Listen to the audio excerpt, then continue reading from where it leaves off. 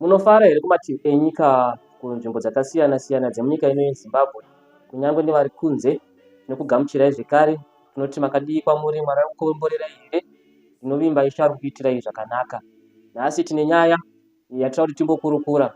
It's a case study yezvinhu zviri kuitika munyika pamusoro muimbi kana kuti actor, tinongoti artist anonzi Kapfupi naMai Ga mudzimai wake. Kune maissues ari kutenderera musocial media akaitika kana kuti ari kuitika mukati memusha wavo. Ndichitarisa ndakambochekawo pavhidhiyo raDJ Ola ndichionawo interview yaakaita naMai Ga anova mukadzi wani waKapfupi. Ndikaonawo zvekare rimwe bepa online richimuitawo interview paaiva ari kunhamo yamuimbi anonzi Nicholas Zakaria pamusoro pemamarriages avo kuti zviri kumbofamba sei. So isusu sevana vaMwari, we are dissecting the story in such a way yekuti itibatsirewo icase study yezvinhu zvakaitika kuti tingazvienderawo sei Mwari vachitibatsira. Chekutanga chatoti titangire, totanga papoint number 1 iri kutaura iyo kuti vachitaura Mai Ga vari kutaura kuti ivo vakasvika paextent yekuti vanga vave kunwa doro ivo pachavo nemurume wavo waKapfupi. So zvinhu zvinotambudza nekunetsa kuti how come kuti pane problem yekuti murume wako ari kudhakwa, ane problem yainayo weakness. Iwe instead yekuti ugadzirise weakness, uri kuwedzera weakness on top of another weakness. Do you know kuti alcohol kana kuti madrugs zvinodhaka izvi zvinoreduce immunity yedu against madevils kana kuti mademons. The moment yaunenge wakadhakwa, you are easily used nemademons. So the moment yauri kuti wewe nemurume takatanga kushare doro, it becomes a problem. Unoto amplify a problem, hakusi kureduce problems kana kugadzirisa problems. You are simply amplifying the problem. Problem inotokura instead yekuti problem idzike. Nekuti pekutanga murume paanga achinwa doro, iye ari one ndiye anga ari problem. But pava wamujoina kuti unwe doro naye pamwe chete, imi mose matove problem because mese hamuchisina judgment yakadii yakakwana. Tikatarisa kuti iro doro rine zvarinoita munhu, ndosaka Bhaibheri richirambidza kuti munhu asanwa doro.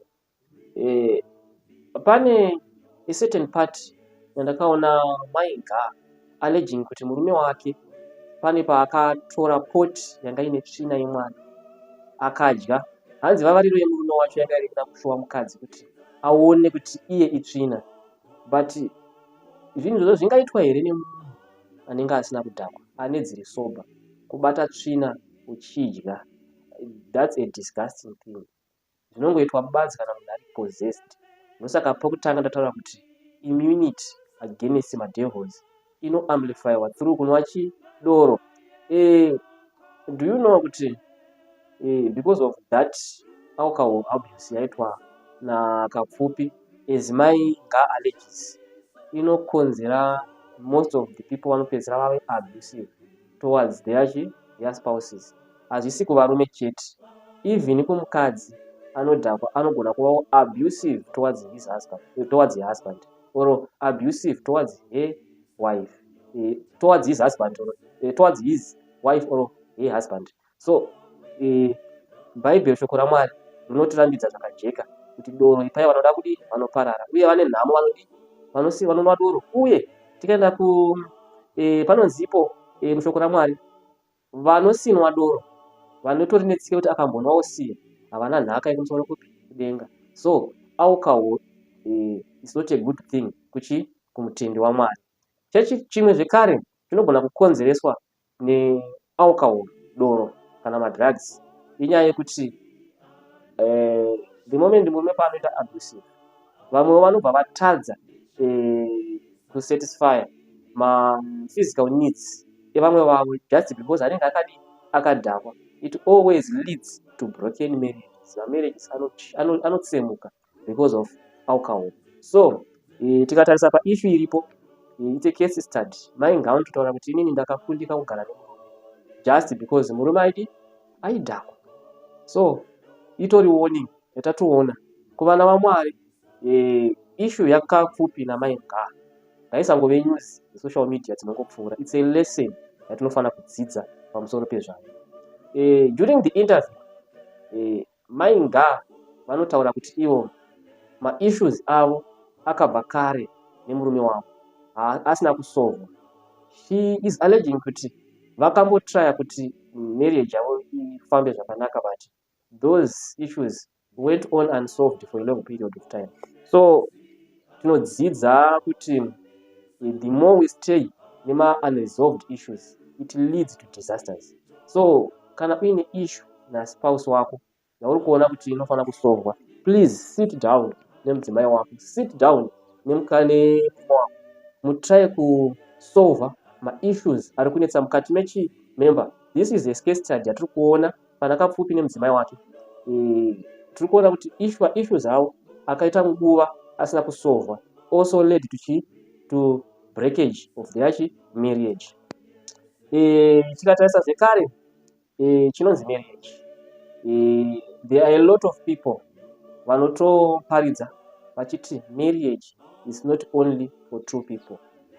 Marriage ndeye vanhu vakawanda. Marriage inobatanidza mhuri mbiri dzanga dzisina ukama.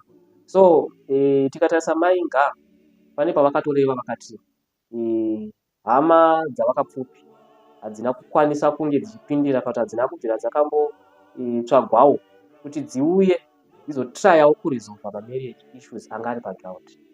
Achitaura anoti hama dzake ndidzo badzi dzaita macounseling sessions pakudzoreredzana kudidi mhuri kakapfupi pasina. So inini kana ndakazvitarisa mhuri yekwamainga chainotogona pamarriage yakapfupi chavaigona kana mumwe kwavo ari wrong vaikwanisa kutsiura, asi zvinonetsa kuti utsiure mukwasha nekuti haasi mwana wako. Tinoziva kuti mukwasha ane mhuri yake, that mhuri vanasekuru vana vazukuru vanani vekumurume vaigona kutopopotera kutsiura nekudza chokwadi mwana wekwavo. So maissues should be solved in mafamilies. They should come together vogadzirisa maissues ari kunetsa mukati memhuri yani yevana vavo. So sesu maKristu patiri kuroora, let's know kuti we are doing this marriage not for ourselves, but marriage ndeye mhuri ngani mbiri dzabatanidzwa. Yes, of course, murume achasiya baba naamai vake onamatira pamudzimai wake, vaviri vachava nyama imwe, but mumatambudziko we need those people kuti vatibatsire. Chimwe zvekare chatiri kuona panyaya yakapfupi namainga yakamira sezvizvi. Mainga vakaita kuti vakaita move on nelove life yavo, vakatsvaga another partner, vane a new partner yavari kufambidzana nayo. Vari kutaura kuti ivo iye kapfupi ane partner yakewo yaakawanawo yaari kufambidzana nayo. Zviri kureva kuti kudini? Zvinongoreva ndezvekuti shoko raMwari harinyepe, rakareva kuti Mwari vakaona zvisina kunaka kuti munhu agare ari oga. Pane mamwe maneeds atisingakwanisi kuwana kune dzimwe hama dzedu aunokwanisa kuwana only from your spouse. So within a year vanhu vatomove on, vatove nemanyu partners. Zvabva zvaprova zvega kuti shoko raMwari harinyepe. It's a case study yatiri kuwana pabreaking of marriage yamainga nakapfupi. Chimwe zvekare chatiri kudzidza ndechekudai. So we have our social media platforms anenge ari mumafoni atinoshandisa, ingave WhatsApp, ingave TikTok, ingave any social media platform. Vanhu vari kuabuse those social media platforms. Tikatarisa kuti mainga vandori nemedia maphotos avaitumira her own boyfriend, a new boyfriend, vachimutumira hatizivi kuti manudes here kana kuti chii, but it was abusing social media. Why kusendera munhu zvinhu zvakadaro? Tiri kuzvidzidza pakesi yakapfupi namainga. Tikatarisa kuti ivo mainga nave kuzvitarisa ndi someone ari careless. Why foni yavaishandisa zvakadaro unoipa mwana unobatwa naex husband? Are you trying to expose your privacy kumwana wako? Because zviri kunzi foni iyi according to mainga yanga ina mainga, yanga ine mwana wavo yakaishandisa.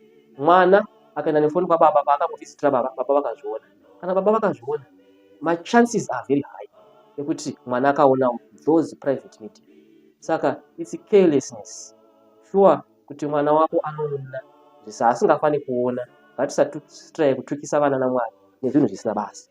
Chimwe zvekare chandakadzidza mazuva ekupedzisira, shoko rakatonyora rikati semumazuva ekupedzisira, semumazuva ano, mumazuva ekupedzisira ano kuchenge kuine kuroorana nekuroorwana. Munhu abuda mumarriage ari kunopinda muna another adulterous marriage, because atingaiti marriage nekuti ari kuenda pane munhu wake. Vanhu vava nezvivindi zvekuti even ane murume wake, I can leave that man chienda kune mumwe murume. Why? Vanhu vaipa. Shoko raMwari rinoti hazvinei kuti mukuru akaita sei, hazvinei kuti mudiki akaita sei, great or not great, Satan anokudhisira. We are seeing here kuti we have a celebrity mukuru akaita saMaenga ari kutorasika to the extent yekusiya her own marriage achinonopinda mumarriage yemunhu, utsinye hunenge huri papa.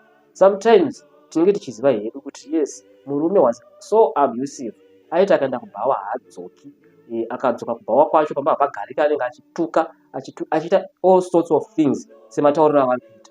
But that doesn't give you a passport yekunopaza another marriage yemumwe mukadzi sewo.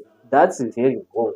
Vana vaMwari ngatidzidzei kuti each and everyone has her or his own problems. Maenga ane problem nemurume wavo yekuti murume anodhakwa. The new boyfriend atorwa naMaenga ane problem nemadress, but haadhakwi. Sematauriro vakati murume haadhakwi is a sober mind. But ipamvi sematauriro avari kuita, why should I marry another woman ndine wife yangu kumba? It means that each and everyone ane problem yake. So we have learned a lot from this scenario. Dai zvatibatsira kugadzirirawo matambudziko angauya mangwana, zvitibatsirewo kugadzirisanawo mukati mamarriages edu amire, zvitiitire zvakanaka. Chikuru sei tiise mamarriages edu mumaoko aMwari, vatisunde tichifamba ivo vari mutungamiriri, vachitidzingira tsvina yakaipa kure, isu tichifamba tiri mumaoko avo. Mwari vakukomborerei nenguva yamatora. Kana musati masubscribe, please subscribe. Kana kutena notification bell on kuitira kuti musazokotswa nezvirongwa zvakadai mangwana, nekulaikawo kuitira kuti video redu rigoonekwawo nevakawanda. Tosangana zvekare next time. Mwari vakuitirei zvakanaka.